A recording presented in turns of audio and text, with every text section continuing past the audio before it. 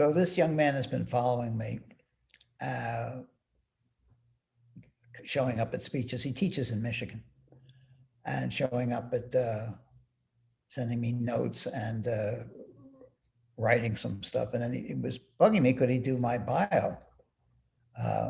And I said, no, he really writes extremely well. And he's an amazing researcher. And he has a master's degree in library science, but he's really good. And then, so I said, yes, with these conditions.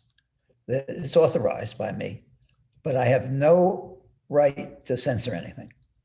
So you can write, I can't tell you to take anything out of it, and I will give you no funds for it so that there's no gray area, right? I will give you access to all my, you can come here to my house and anything in my garage, any of my papers, everything, take.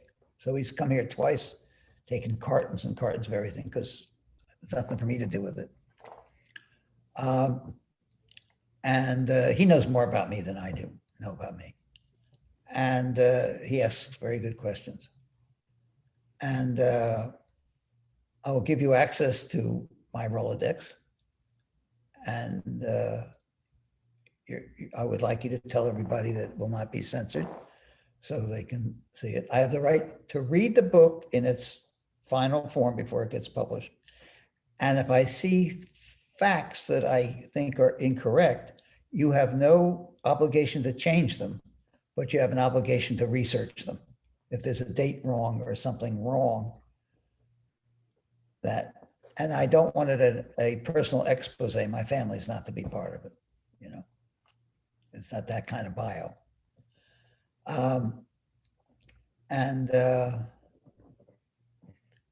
So he's into it. It's going to be 2 major volumes, each of about 500, 400 pages. I mean, serious things. And he is, because I've encouraged him to write parallel, not equal size, but use me as a background for some major players like Christopher Alexander and some other people who have delved into information architecture and in different ways, cartographic and literary and sort of systems analysis and other things like that. Development of tree research, tree is the great design graphics kind of thing.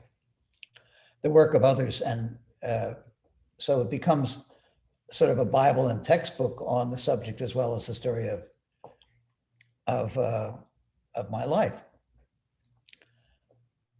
That has been fascinating for me, and a way of finding out by talking to him. I have a call with him today. I have 1 hour and a half talk with him a week. And just, he records it and he has all this stuff pulling in memories and seeing connections I forgot were really made. And, you know, forgot about a day I spent with Margaret Mead and a day I spent with, I gave him all these boxes of tapes I had, and I'd forgotten a couple, so I forgot most of them. And at one time I was doing a book called Hailing Failing. Now I know there's lots been written about failure, and I was going to do this book, and I did some interviews, but so much is written by business people saying how important failure is. It's become a cliche thing. But he found a tape, the cassette tape, the old cassette tapes. And I listened to it. He sent it to me. It's 41 minutes. And I brought tears to my eyes. I spoke very little, just a sentence here and a sentence there, very little. It was not where it was a conversation back and forth.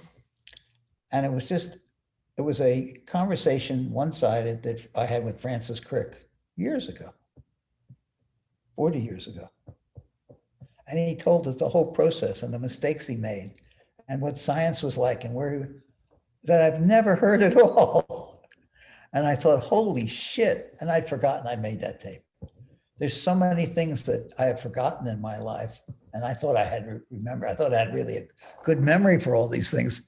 And it's only by this semi-discipline of just chatting and talking and allowing it to connect to a thought and then bringing out that thought that I've learned how interesting my life has been.